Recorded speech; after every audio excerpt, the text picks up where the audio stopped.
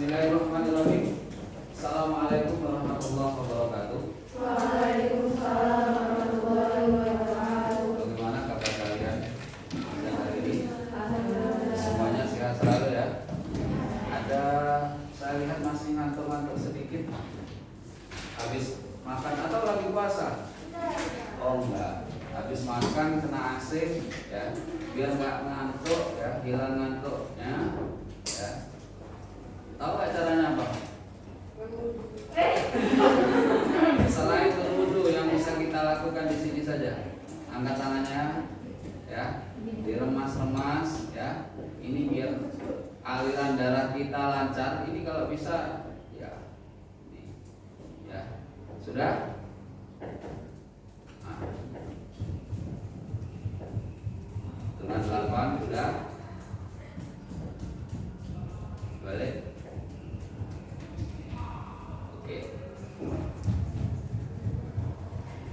Oke, terima kasih ya. Mudah-mudahan ngantuknya hilang. Karena tadi itu memperlancar aliran darah kita. Saraf-sarafnya berhubungan langsung dengan jantung kita. Baik, anak-anak sekalian, sebelum saya ke materi ya, saya ingin cek dulu siapa yang tidak hadir hari ini. Siapa yang tidak hadir? Chelsea kenapa tidak hadir? Sekarang tanggal 9 ya.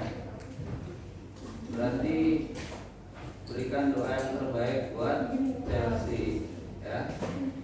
Izin sakit. Yang lainnya hadir ya? Manda? Zena? Taya? Bunga? Danisa? Fatia? Mas Zaya? Najwa Ayu? Najwa Farah? Naila Afi Pak? Oke. Kemudian Naila Alia? Raisa Albari? RR? Sabrina? Salika? Alhamdulillah ini satu, ini karena qadarullah beliau tidak bisa di sini karena sedang mau operasi kan ya. Kita doakan untuk Chelsea yang terbaik. Al-Fatihah.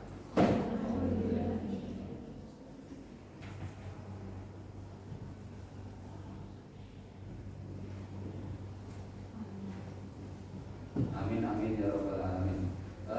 Anak-anak sekalian, di kesempatan kali ini ya, Bapak ingin menyampaikan materi ya, materi yang pekan lalu kalian sudah pernah ya, yaitu terkait dengan dalil terkait khutbah tabligh dan dakwah ini. Nah, hari ini yang akan kita bahas adalah terkait dengan khutbah ya.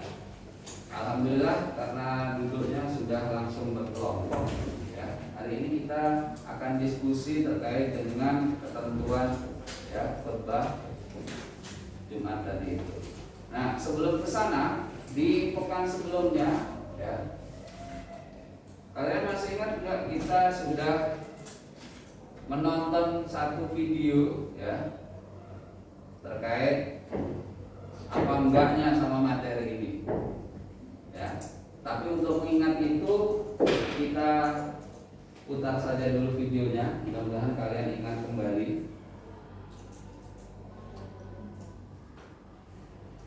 Pembelajaran tatap muka atau PTM baru saja dimulai di Karawang, Jawa Barat. Namun kegiatan itu justru dimanfaatkan oleh kelompok pelajar untuk tawuran. 2 orang pelajar terluka terkena alunan senjata tajam.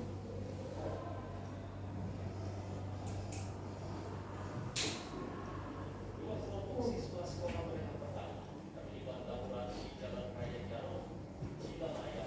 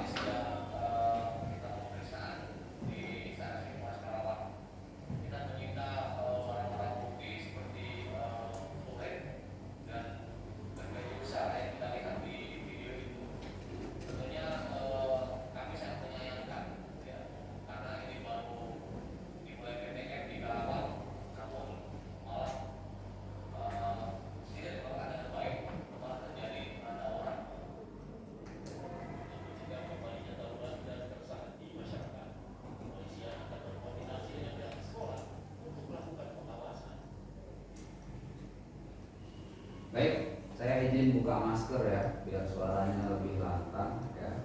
Yang jauh di sana juga mendengar gitu. Kita biasa aja, nggak usah tegang-tegang banget ya, nggak usah tegang-tegang ya. Kita sudah tadi menonton video tadi itu. Kira-kira menurut kalian ya, kenapa itu bisa terjadi? Ada nggak hubungannya sama materi kita kali ini? Bisa nengok ke belakang atau kanan kirinya ya, diskusi. Kenapa? Ya, itu tadi video yang kayak tadi itu bukan sekali dua kali di negeri kita terjadi. Betul tidak? Ya. Bahkan seringkali kita ketika membuka ya, menonton berita ya, tidak sedikit yang keluar adalah berita tentang tawuran pelajar. Bahkan malam-malam ya, kalau dilihat di channel salah satu stasiun TV juga, itu ada patroli dari bapak-bapak polisi. Kemudian seringkali ditemukan siapa yang berkeliaran malam-malam itu? Anak-anak pelajar, ya kan? Kenapa bisa terjadi di negeri kita kan seperti ini? Kira-kira silakan diskusi sama teman-temannya. Kenapa? Yang sudah tahu angkat tangan jawabannya. Di sini dong, sama saya diskusi dulu.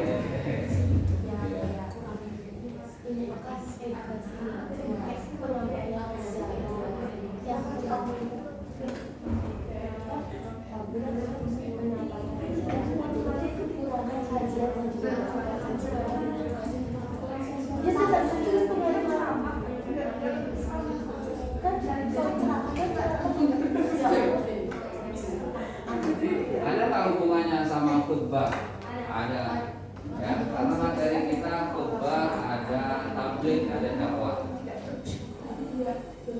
Tapi yang kita bahas, fokus kita hari ini adalah ya, ketentuan tentang khutbah itu saja. Ya. Gimana? Sudah tahu jawabannya kenapa bisa terjadi? Angkat tangan. Ayo, silakan. Eva. Iya. Iya, perwakilan kan nggak mungkin ngomong bareng-bareng. Nanti jatuhnya kayak ayam kalau ngomong bareng-bareng. Ya, gitu kan, ayam di kandang. Ayam wek-wek bukan? Bukan. Ternyata masih fokus kalian. Ya, silakan perwakilan. Kalau dari kita itu setelah diskusi tadi itu jadi kurangnya edukasi. Kurangnya Edukasi. edukasi. Oke. Bisa lebih dijabarkan lagi kenapa? Edukasi seperti apa yang dimaksudkan? Sekarang kayak itu kan tentang ya gini ya. Kan apa tuh Pak? Itu pasti tawuran kan pasti ada kayak ada asal usulnya kayak misalnya perselingkuhan atau kurang setujunya tempat yang lain. Nah, kalau misalnya kurang edukasi bisa ada apa sih namanya? Iya, itu ceramah itu kita kan nggak harus tentang Islam terus, jadi bisa secara umum. Ya biasanya pasti ada tentang tawuran gitu juga. Kalau memang kurang kayak mendapatkan gitu, jika ada masalah itu beneran, mereka langsung keluarin amarah mereka, nggak mikir dulu. Makanya. Oke, ada lagi pendapat yang lainnya? Silakan. Kurangnya interaksi sosial. Gimana Sena? Ulang. Kurangnya interaksi sosial. Kurangnya interaksi sosial. Betulkah seperti itu? Kenapa? Karena kan selama ini kita belajarnya online. Itu kan dia lebih online kan. Iya.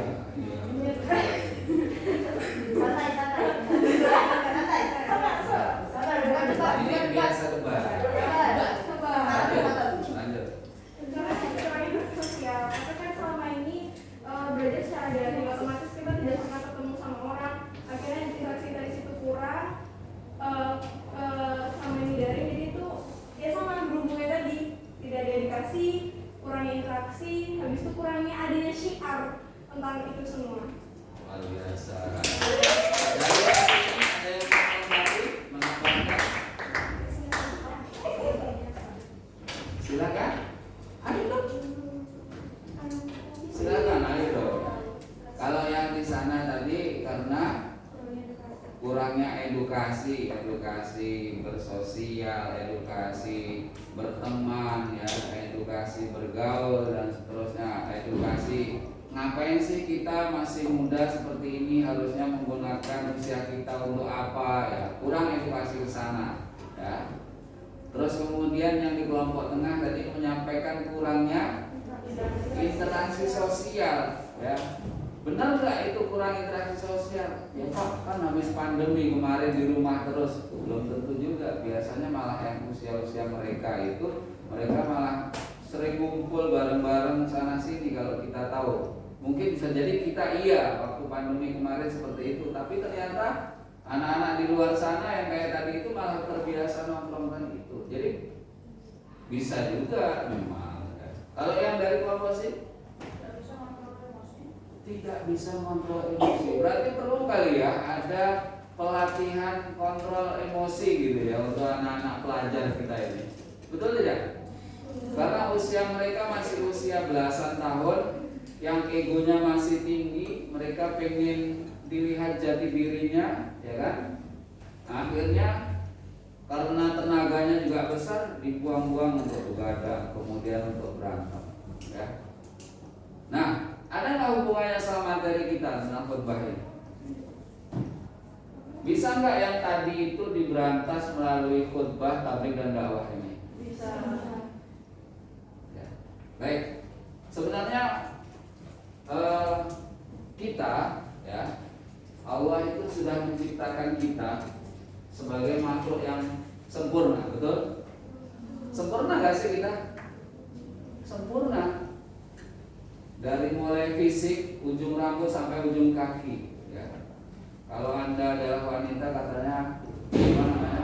Makhluk yang paling WOW. Iya, WOW, ya kan?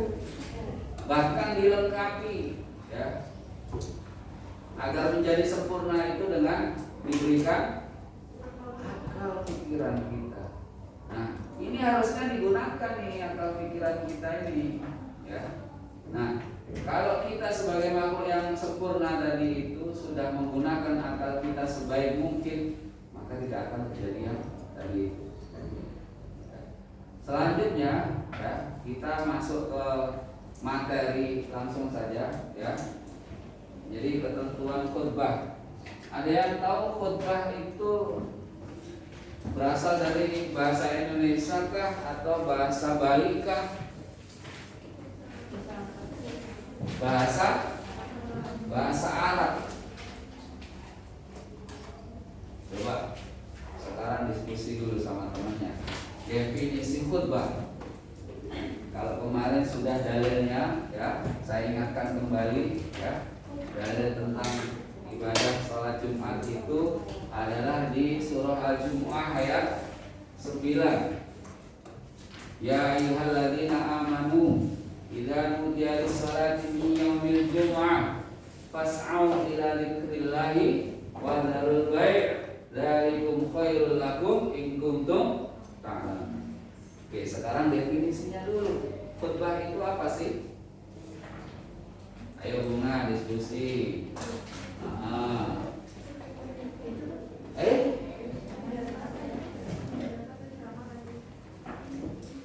Gak usah malu-malu diskusinya.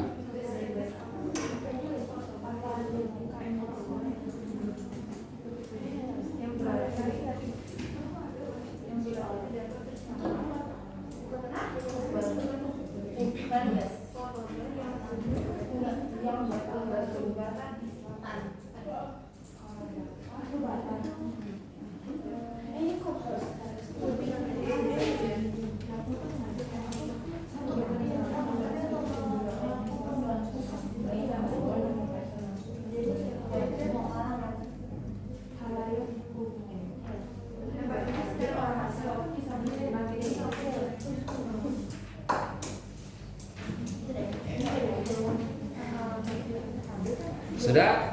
Ada yang bisa atau berani menjelaskan definisi dari khutbah? Ayo gantian dong. Silakan. Jangan malu-malu. Nanti aku tahu kamu suka aku. Ayo definisi khutbah silakan. Jadi khutbah itu merupakan bentuk ceramah yang bisa disampaikan untuk halayak umum. Jadi kalau khutbah itu bisa untuk semua orang, materinya itu bebas, gak cuma Islami aja atau agama. Jadi kayak orang yang bukan satu agama yang sama dengan kita, satu agama dengan penyampaiannya itu bisa mendapatkan atau menerima materi. Itu definisi khutbah. Oke, ada yang menambahkan secara etimologi atau secara bahasa? Silakan. Sebentar. Ternyata ada di sana deh. Set. Ayo. Jadi khutbah itu kan berasal dari bahasa Arab yang dari kata khotoba, yakhtubu dan khutbatan. Iya. Yang berarti itu pidato atau ceramah. Itu kalau khutbah secara bahasa berarti kan. Terus kalau secara istilah itu khutbah itu kegiatan ceramah yang disampaikan kepada sejumlah orang Islam dengan syarat dan ketentuan yang berkaitan dengan langsung ibadah tertentu. Jadi kayak contohnya itu kan ada khutbah Jumat, khutbah sholat Oke. Idul Fitri, Iya. ibadah, sama khutbah Oke. wukuf, khutbah wukuf. Ya. Siapa tadi namanya? Saya Fitri. RR. Ya. Terima kasih RR sudah menyampaikan ya definisi secara etimologis apa itu khutbah. Bunga bisa diulang sekali lagi definisi khutbah secara etimologis tadi. Kalau secara bahasa itu dari bahasa Arab, khotbah, Lebih keras suaranya. Bu dosen khotbah katanya Bunga. Khotbah, yakhtubu, khutbah, Khutbah. yang artinya itu pidato atau ceramah. Terus kalau secara istilah itu kegiatan ceramah kepada sejumlah orang Islam dengan syarat dan ketentuan yang berkaitan langsung dengan ibadah tertentu. Poinnya ada syarat dan ketentuan yang berlaku. Berarti Jumat ini khutbah ini tidak bisa dilaksanakan sembarangan, ya, baik waktunya, tempatnya maupun orangnya, betul tidak? Karena tadi tertentu, ada ketentuannya. Ya. Sebelum kita masuk ke ketentuan khutbah Jumat, ya, coba tadi RR sudah nyampaikan tuh. Dia sampaikan salah satunya ada khutbah Jumat, ada khutbah Idul Fitri, ada khutbah Idul Adha. Nah, kira-kira ada berapa sih jenis khutbah ini? Ada yang tahu? Boleh diskusi lagi. Silakan diskusi dulu.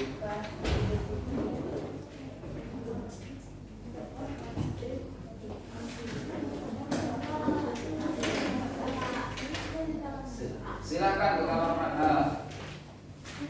Berapa menit? 3 menit cukup ya? Ya, silakan.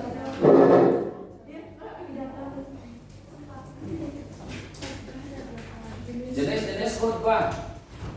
Memang ada berapa sih Pak jenis khutbah?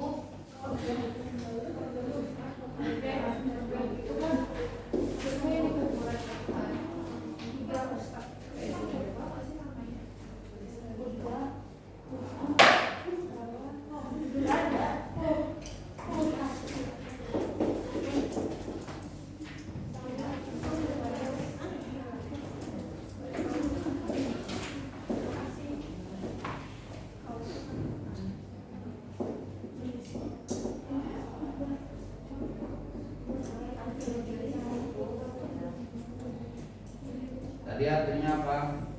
Ceramah atau pidato.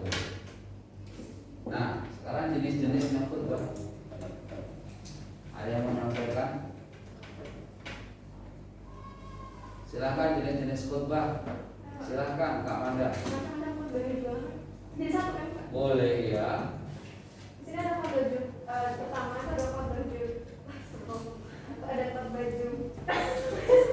Khutbah Jumat. Itu dilaksanakan sebelum sholat Jumat. Yang jadi salah satu rukun yang tidak terpisahkan dari sholat Jumat. Lalu yang kedua ada khutbah Idul Fitri dan Idul Adha setelah selesai sholat. Lalu ada khutbah istisqa setelah selesai sholat istisqa, yang dimana sholat ini adalah sholat sunnah berjamaah untuk meminta hujan. Lalu ada khutbah gerhana setelah sholat gerhana. Lalu ada khutbah nikah sebelum hujan kabul, dan terakhir ada khutbah wukuf. Berarti kalau dibedakan dari jenisnya, khutbah itu ada berapa? Dibedakan jenisnya. Jenis apanya Pak? Jumat ada sholatnya nggak? Ada. Nikah ada sholatnya nggak? Nggak ada. Berarti yang ada hubungannya dengan sholat atau yang tidak ada hubungannya dengan sholat. Ini yang ada hubungannya.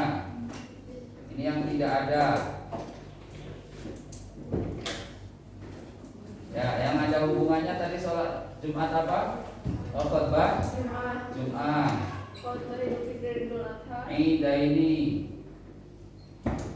Terus Khutbah istisqa. istisqa artinya terus Khutbah gerhana. gerhana apa? Khutbah gerhana. Busuk. Terus nggak ada lagi. Oke, yang nggak ada hubungannya dengan sholat, khutbah. Terus apa lagi? Wukuf.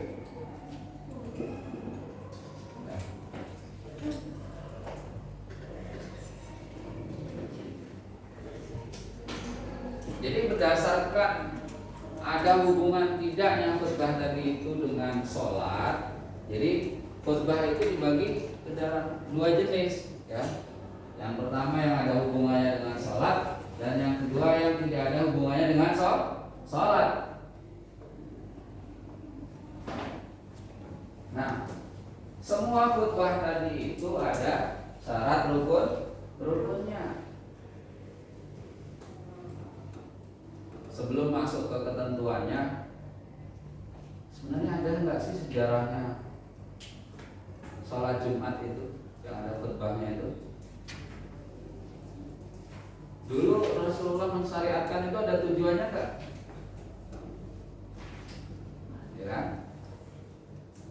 Ini sambil nanti di rumah ya, nanti dicari tahu sejarahnya khutbah Jumat itu seperti apa. Tujuan disyariatkannya khutbah Jumat itu seperti apa? Karena ada dua pendapat. Ada yang pendapat pertama meyakini bahwa khutbah Jumat, sholat Jumat atau yang ada khutbahnya itu pertama kali disyariatkan ketika di Makkah. Ada yang meyakini khutbah Jumat, sholat Jumat tadi itu, ya, pertama kali disyariatkannya di Madinah. Kalau dalil yang kita ketahui, yang pertama tadi adalah surah apa?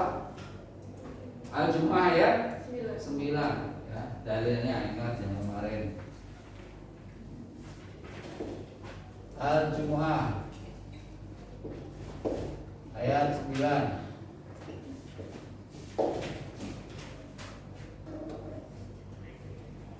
Selain itu ada enggak?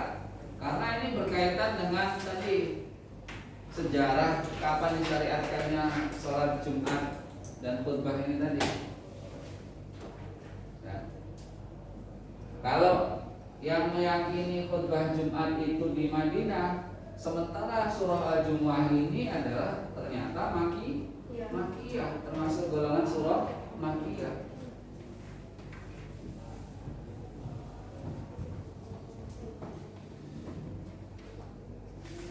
Nah, ternyata ada hadis Nabi juga yang menyampaikan perintah untuk melaksanakan sholat Jumat. Tapi di Madinah. Siapa yang diperintahkan? Sahabat yang pertama kali diutus untuk berhijrah ke Madinah. Nah, itu dicari di rumah nanti ya.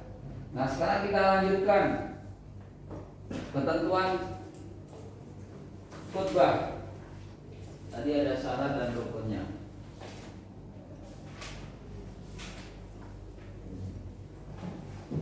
Ini sudah ya.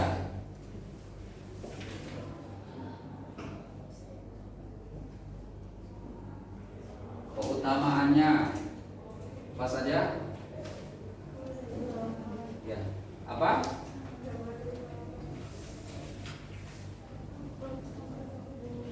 Karena tadi itu dampak positifnya luar biasa.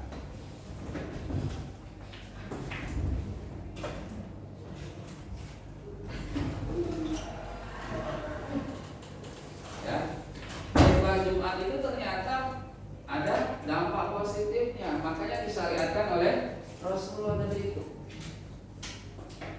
Jadi sejak zaman dahulu, ya, kenapa diperintahkan sholat Jumat dan kenapa hanya laki-laki yang diwajibkan untuk mengikuti sholat Jumat? Ternyata ada tujuannya. Untuk apa? Mendidik umat Islam pada saat itu. Kenapa kalau laki-laki? Agar tersampaikan kepada istri anaknya di rumah.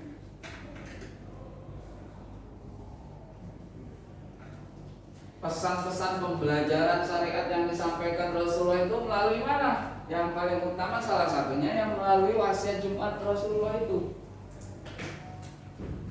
Dampak positifnya kalau kita sungguh-sungguh menghadiri sholat Jumat, ya,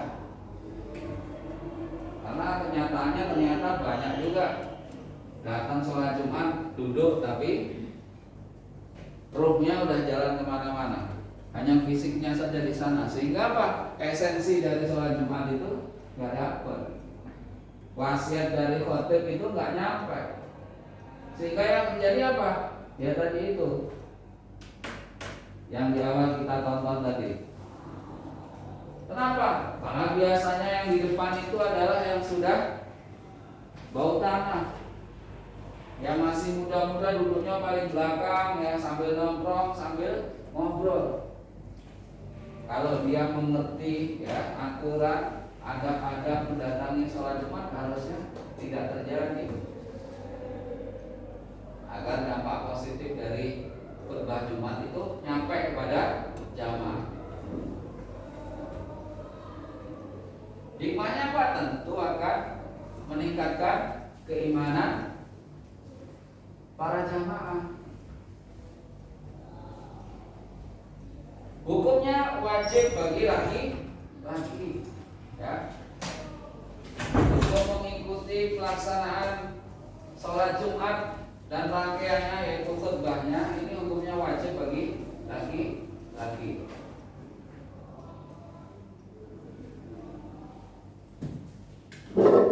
Nah, sekarang syarat sahnya agar sholat Jumat itu diterima oleh Allah Subhanahu wa taala. Yang harus diperhatikan adalah yang paling utama itu waktunya. Jadi sholat Jumat itu belum bisa dimulai, ya, manakala belum memasuki waktu duhur. Kalau zaman Pak Guru dulu kecil, ya, dulu di depan masjid itu ada kotaan gini di depannya, ya. Ini pasti kena matahari. Jadi ketika bayang-bayangnya besi itu yang ditanam sama Pak Kiai dulu itu sudah melewati sedikit, ya, kan mataharinya udah bergerak jalan, ini sudah kelihatan di sini bayang-bayangnya. Berarti sudah masuk waktu zuhur. Karena dulu belum ada jam, apalagi yang digital, apalagi yang keluar azannya otomatis. Ya, ada alarmnya, belum ada.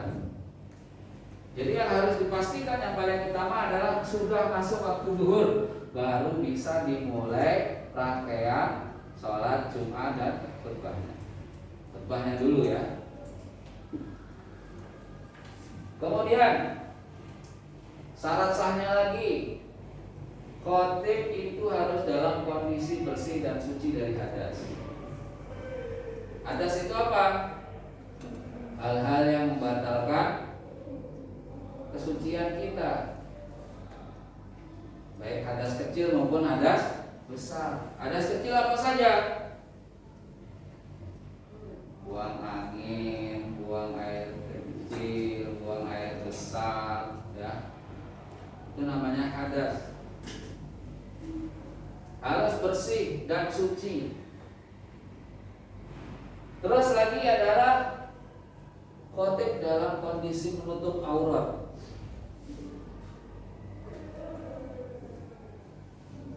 Kemudian bagi yang mampu, ya, hendaknya khutbah itu disampaikan sambil berdiri. Ya kalau lagi nggak mampu mendingan cari gantinya daripada kita khutbahnya sambil duduk, walaupun diperbolehkan ya.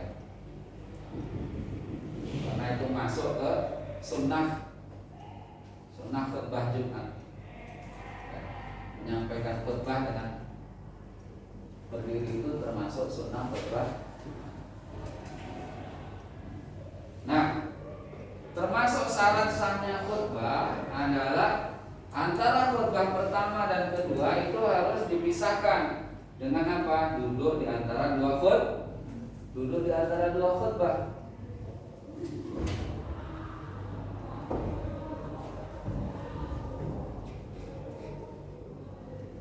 Kemudian, ya, syarat sahnya lagi dilakukan berurutan.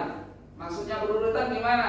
Nggak boleh dijeda. Misalnya habis khutbah, ntar dulu ngopi dulu baru sholat. Ya, nggak boleh. Ya, berarti nggak memenuhi syarat sahnya khutbah Jumat. Kalau misalnya ya ma'asyiral muslimin sudah selesai doa, ya kan? Kemudian kita ngopi dulu, bentar. Habis itu baru sholatnya, kan waktunya duhur masih panjang, nanti sholatnya belakangan. Itu tidak masuk.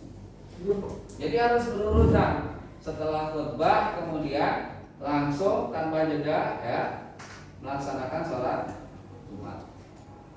Berikutnya,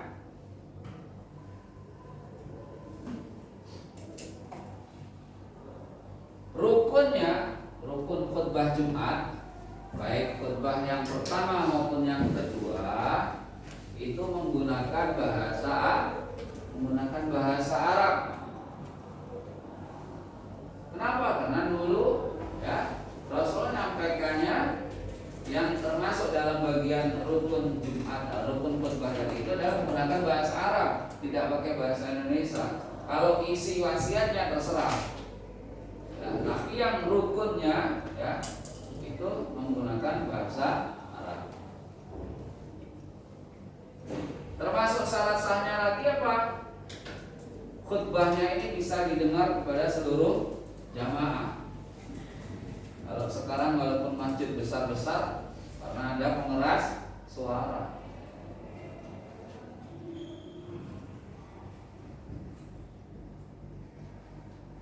Sampai di sini bisa dimengerti syarat sahnya? Bisa. Diskusi dulu. Ada nggak yang masuk dalam syarat ini termasuk sunnah Jumat? Silakan. Ada nggak ya yang dalam syarat sah khutbah Jumat ini masuk ke dalam sunnah khutbah Jumat? Oh iya, tadi yang sudah disampaikan. Yang tadi disampaikan khutbahnya harus sambil. Ternyata kalian jeli. Ya. Lanjut. Setelah syarat sahnya berarti apanya? Rukunnya. Rukunnya apa saja sih? Yang namanya rukun tidak bisa ditinggalkan. Kalau tertinggal satu saja, maka sah nggak khutbahnya? Tidak sah. Maka harus terpenuhi itu semuanya. Ya, rukun-rukun itu harus terpenuhi.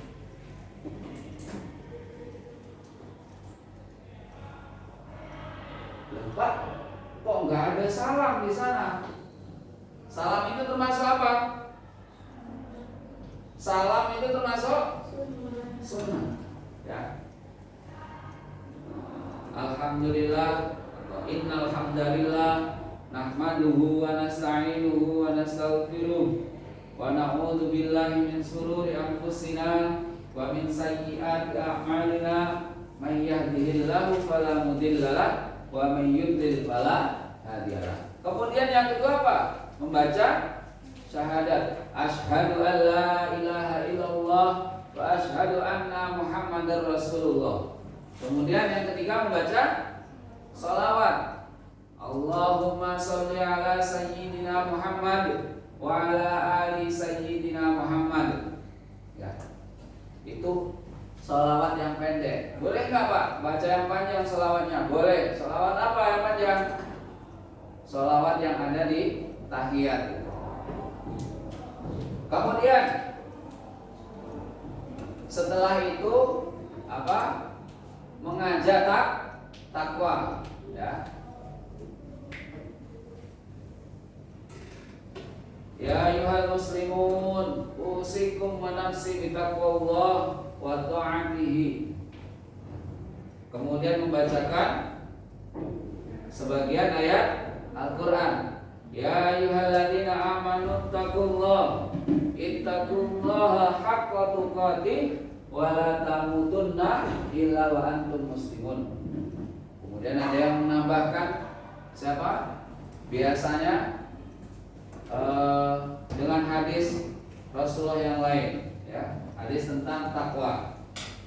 Setelah itu, ya, baru menyampaikan wasiatnya. Boleh pakai bahasa kita, pakai bahasa Indonesia boleh, pakai bahasa Jawa boleh, pakai bahasa Madura boleh, ya. Cuma yang terakhir, ya, nanti baik khutbah pertama maupun khutbah kedua ditutup dengan doa untuk umat Islam. Ini rukun nggak boleh ditinggalkan, nggak boleh beda.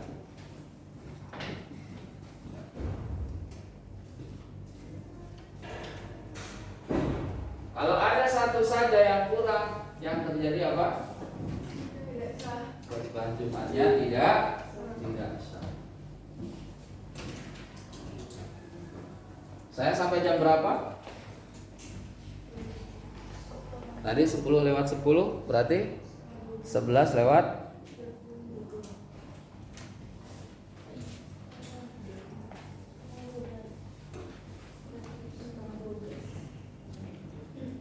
12. Sampai di sini ada yang ditanyakan terkait syarat sah dan rukun khutbah Jumat. Tidak ada Pak, sudah wajib. Boleh nggak Pak? Misalnya terlupa, gitu. Terlupa apa?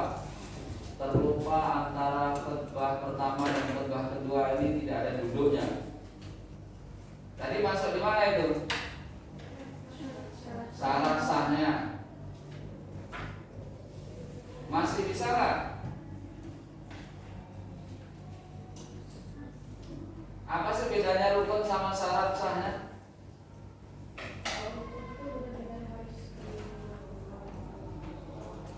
Kalau syarat sah, hah? Ada yang tahu nggak? Syarat sah dengan rukun.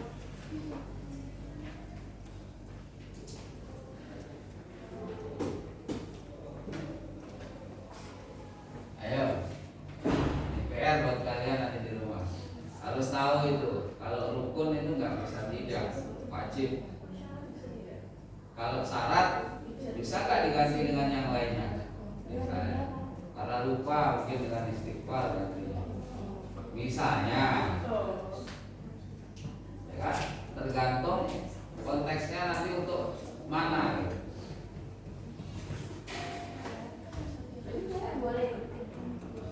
Cewek boleh ikut nggak Pak? Yang wajib laki-laki, yang perempuan sunnah. Tapi dicontohkan ya sebaiknya yang perempuan di rumah diganti dengan sholat Jumat. Yang wajib sholat berjamaah di masjid itu adalah yang laki-laki. Yang wanita mah enak, dia justru dapat pahala kalau sholat 5 waktunya di rumah. Tetapi apa dilarang kalau sholat di masjid? Ya tidak dilarang, tetap boleh. Tapi dia justru lebih baik kalau sholatnya di rumah, jamaah sama anak-anaknya, yang perempuan maksudnya, jamaah sama ibunya, jamaah sama nanti kalau anak-anaknya masih kecil-kecil ya nggak apa-apa, ya deh sholat kalian jadi imam. Kalau yang laki-laki malah wajib hukumnya di masjid. Bukan hanya sholat Jumat, sholat 5 waktu. Kita lanjut ya, apa? Silakan. Ini kan khusus khotbah Jumat. Ya. Lalu bagaimana dengan khotbah yang lainnya? Dengan khutbah-khutbah yang lainnya gimana? Berlaku enggak? Enggak, maksudnya kayak Rukun ini? orang ini. Iya, rukunnya berlaku enggak? Rukun ini berlaku untuk khutbah-khutbah yang lainnya. Kalau syarat sahnya mungkin berbeda antara khutbah nikah dengan khutbah Jumat. Tapi kalau rukunnya sama semua khutbah.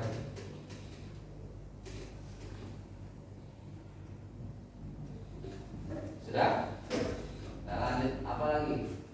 Gak jadi tanya. Sopo, Answa, parah ya? Iya, Pak. Lanjut. Ini sunnahnya.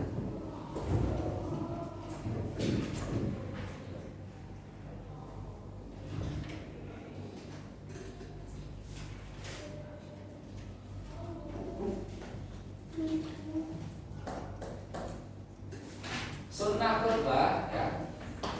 Membaca salam nggak ditulis di sana sama Iwan ya? Lupa tadi bro. Ingat membaca salam itu termasuk sunnah khutbah. Ada ya? Mau awali dengan salam. Oh iya, awali dengan salam. Harusnya di paling atas. Bagus ya? Silakan. Saya tapi nggak ditawarin.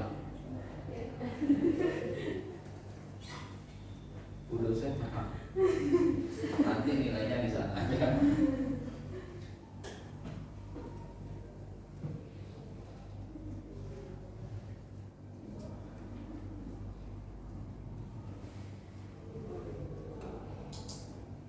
Jadi sunnahnya khutbah itu disampaikan di atas mimbar. Ya, maksudnya apa? Kondisi orang yang menyampaikan khutbah itu hendaknya harus lebih tinggi daripada jamaah. Tujuannya untuk apa? Suaranya terdengar sampai belakang, ya. Kemudian tatapan khotib ini, ya, orang menyampaikan khutbah ini bisa sampai kepada para jamaah. Maka dia disunnahkan harus dalam di atas mimbar atau tempat yang lebih tinggi dari posisi jamaah yang lain. Kemudian ya tadi dimulai dengan salam, kemudian menghadap para jamaah itu termasuk sunnah khutbah Jumat. Tapi aneh kan ya, kalau misalnya kita khutbah Jumat tapi ngadepnya ke yang lainnya, terjadi nggak itu? Terjadi nggak? Terjadi. Kalian pernah umroh nggak? Yang pernah umroh? Pernah sholat Jumat di Mekah nggak? Saya di Nabawi, Pak. Oh, di Nabawi pas sholat Jumatnya. Ya. Kalau di Mekah kan terjadi. Karena apa? Di sini misalnya Ka'bahnya kan posisi yang imam sama khotibnya misalnya sebelah sana, sementara posisi jamaah di sebelah sini. Ya kan, berarti apa? Membelakangi jamaah. Tapi karena itu termasuk sunnah, boleh nggak? Boleh. Boleh. Terus azan itu sunnahnya di depan khotib. Kak atau Pak, kok ada yang adanya 2 kali, ada yang adanya cuma sekali. Ini sebenarnya yang mana? Ada sejarahnya juga. Kalian boleh cari tahu. Tapi sekilas saja, ya. Jadi azan yang pertama itu dulu untuk apa? Mengingatkan kaum muslimin, siap-siap untuk sholat Jumat. Baru setelah itu azan yang kedua, ya, itu untuk memulai atau masuk waktu Jumat. Makanya azannya dua kali. Itu sejarahnya, singkatnya, tapi panjangnya nanti kalian baca sendiri. Terus melantangkan suara ketika khutbah, ya. Jadi suaranya dikencengin tuh, bukan Alhamdulillah, Alhamdulillahirabbil alamin. Udah gitu nggak ada pengeras suara, jadinya yang paling belakang denger nggak? Terus nggak dapet deh esensi tujuan daripada khutbah tadi itu. Kalau suaranya pelan, maka suara khotib atau orang menyampaikan khutbah ini harus lantang, itu sunnahnya. Berikutnya termasuk ternyata termasuk sunnah Jumat itu adalah memperpendek khutbah. Karena ada tuh, ya, orang menyampaikan khutbah itu khutbah pertama 30 menit. Khutbah kedua 15 menit plus doanya. Akhirnya apa? Jamaahnya ngorok. Udah gitu wasiatnya ini esensinya sampai enggak ilmunya kepada jamaah ini? Karena apa? Jamaah ini bermacam-macam heterogen. Ada yang cerdas kayak kalian, brilian, ya, walaupun panjang lebar disampaikan kalian tetap dapat tuh esensinya. Oh, maksudnya khotibnya ini, poin-poinnya ini. Karena audiennya kayak kalian terpelajar. Nah, kalau audiennya misalnya peka-peka gitu ya, kakek-kakek, udah gitu dia gampang beser lagi, jangan lama-lama. Yang penting esensinya, ya, pesan wasiatnya itu sampai kepada jamaah. Sampai di sini ada yang ditanyakan? Siap. Yang maksudnya duduk di antara dua khutbah itu gimana? Duduk di antara dua khutbah. Tadi itu masuk di mana? Syarat sahnya. Jadi setelah khutbah yang pertama, ya, tadi kita balik ke rukun. Kalau back ke rukun apa? Kalau next kan enter ya? Apa?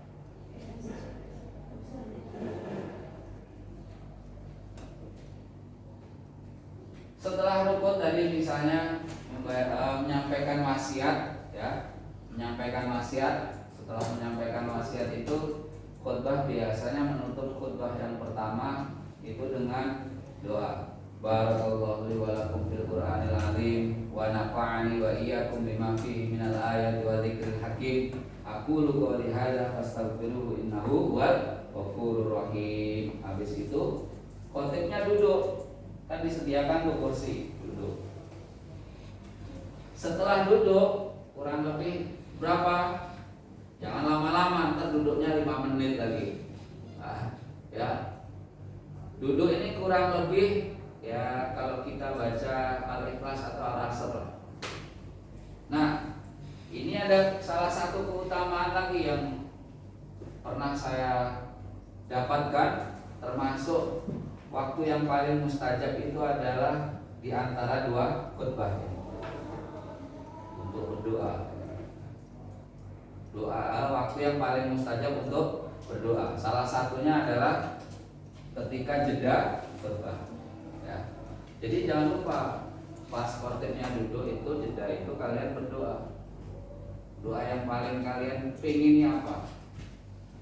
Ya, kalau semuanya, ya, kebaikan dunia akhirat, Rabbana atina fid dunya hasanah misalnya. Atau untuk orang tua, Allahumma ighfir li dzunubi wa liwalidayya misalnya. Atau minta suami yang soleh misalnya, Rabbana hab lana min azwajina, ya. Kan gitu kan? Nah, setelah itu khotib berdiri lagi, ya, khotib berdiri lagi untuk khutbah yang kedua setelah duduk tadi. Rukunnya sama, ya, membaca hamdalah, kemudian baca syahadat, salawat, ya, wasiat takwa, dan terakhir sama. Itu maksudnya duduk di antara dua khutbah. Zena sudah bisa menerima? Siap. Nah, ini adalah ketentuan tadi rukun khutbah ya. Mohon maaf, ketentuan khutbah Jumat. Ada lagi nggak ketentuannya? Ini yang ngantuk-ngantuk nih. Berarti ini materinya nggak seru kalau ngantuk. Apa Pak? Pusing. Oke. Ya. Jadi kalau ini tadi ketentuan khutbahnya, terus yang menyampaikan khutbah tadi disebut siapa? Khotib. Ya. Khotibun. Orang yang menyampaikan khutbah. Ada syaratnya nggak? Atau semua orang boleh? Ada ketentuannya nggak untuk khotib ini? Oke, karena waktu yang terbatas, ya, kalian di rumah nanti cari tahu dulu, ya. Minggu depan, ya, pekan depan kita diskusi terkait, ya, rukun atau ketentuannya, syaratnya khotib ini. Bisa dimengerti? Siap, bisa Pak. Jangan lupa yel-yelnya dulu.